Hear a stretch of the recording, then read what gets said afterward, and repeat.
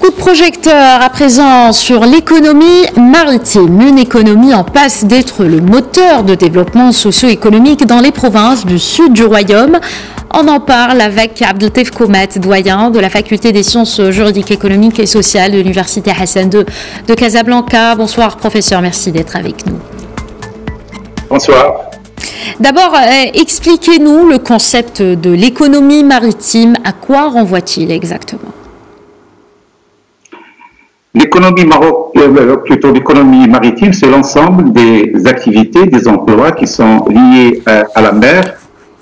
Il est composé essentiellement de la pêche maritime, mais également des activités industrielles-portuaires, notamment les chantiers navals, mais également tout ce qui est commerce, tout ce qui est négoce maritime, et bien évidemment les activités du tourisme maritime, tout ce qui est balnéaire, tout ce qui est plaisance.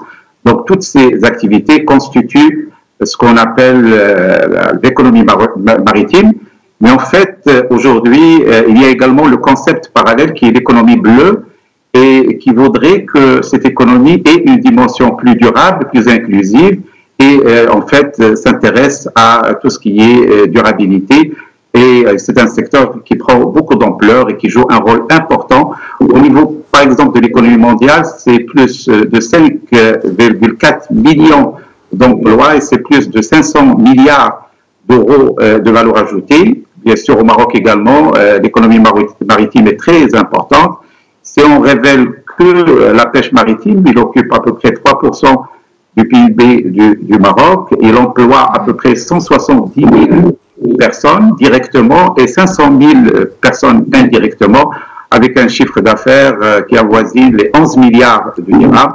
Bien évidemment, si on rajoute les autres activités, on est en fait en face de l'un des secteurs les plus importants de l'économie nationale, d'autant plus que le Maroc, bien sûr, a une côte de plus de 3500 kilomètres et a une zone économique maritime qui est l'une des plus importantes de la région. Donc tout cela donne un poids très très important à l'économie maritime au sein de la structure économique de notre pays. D'accord. Professeur, le projet du port de Dakhla s'inscrit dans une dynamique globale. Et quel est son état d'avancement d'abord et ses portées socio-économiques et stratégiques? Alors le projet en fait partie du plan de développement de la région. Il est initié dans le cadre d'un ensemble de projets. Il est à l'étape, en termes de finalisation de tout ce qui est études. Les études sont terminées et les travaux vont incessamment commencer. D'ailleurs, au niveau de la loi de finances de 2020, il y avait un budget de 1 milliard de dirhams qui a été budgétisé, sachant que l'enveloppe globale pour ce port est de 10 milliards de dirhams et il devrait en fait se réaliser sur une durée de 8 années. Donc on peut dire que c'est un projet aujourd'hui qui est en train de se concrétiser en amont par les études, mais également en aval par le financement et par le démarrage imminent des travaux. D'accord. Qu'en est-il maintenant de l'impact de ces projets sur la population locale ? En fait, tous ces projets sont destinés essentiellement à la population locale. Cela a été en fait précisé dès le départ, en novembre 2015, à l'occasion de la visite royale et l'inauguration à travers un certain nombre de conventions du plan de développement des régions du Sud.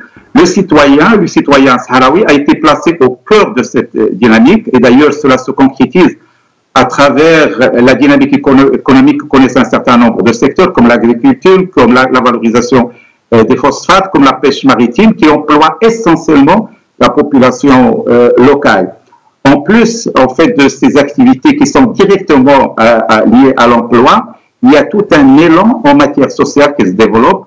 Tout d'abord, à travers un certain nombre d'activités qui sont initiées notamment dans le cadre de la fondation Fosboukra, qui est derrière le technopole au niveau de Fomloued, avec toute une activité d'accompagnement des jeunes en matière de complément de formation, en matière d'initiation, de sensibilisation à la création d'entreprises. Donc tout cela, bien sûr, donne à la dimension sociale, avec ses composantes aussi bien emploi que accompagnement et formation, la première priorité, parce que comme je l'ai dit, dès le départ, Sa Majesté a insisté que le citoyen devrait être au cœur de cette dynamique socio-économique de la région. D'accord, professeur Abdeltef Koumet, est-ce que la délimitation des eaux territoriales va contribuer au rayonnement de cette zone maritime et à son développement régional et continental? Effectivement, en fait, la délimitation, c'est un acte juridique donc qui est initié par le Maroc pour donner aussi bien sur le plan local, au niveau de la législation du droit marocain, mais également au respect du droit maritime international, en fait, un statut régulier à ces zones économiques dans le cadre d'un partenariat essentiellement avec notre voisin l'Espagne. Alors, bien évidemment, cela donnerait en fait la possibilité au Maroc de développer un certain nombre d'activités, qu'ils soient maritimes, portuaires ou de pêche, et également de développer le réseautage en matière de mobilité, en matière de commerce international, parce que, comme l'a dit Sa Majesté, en fait, l'objectif, c'est de faire de cette région un élan, en fait, de rayonnement, aussi bien régional, local, mais également continental, parce qu'il s'inscrit parfaitement dans la dynamique qui a été lancée par Sa Majesté depuis des années en matière d'ouverture sur l'Afrique, et bien sûr les canaux de commerce qui existent jusqu'à aujourd'hui, qui sont les routes, qui sont tout ce qui est aérien, n'est pas suffisant pour donner un élan important au mouvement commercial. On a besoin d'un commerce maritime, parce que c'est le commerce maritime qui est le plus important en matière de dynamique commerciale, et cela permettra certainement au Maroc d'être présent, encore plus présent dans les relations économiques avec un certain nombre de pays, que ce soit les pays d'Afrique de l'Ouest qui sont proches, mais également à partir d'Achla avec le reste de l'Afrique. Et donc, ça sera certainement en fait un vecteur de rayonnement et de développement des relations commerciales avec l'Afrique, mais également au-delà de l'Afrique avec le reste du monde. Merci beaucoup Abdeltef Koumet, doyen de la faculté des sciences juridiques, économiques et sociales de l'Université Hassan II de Casablanca.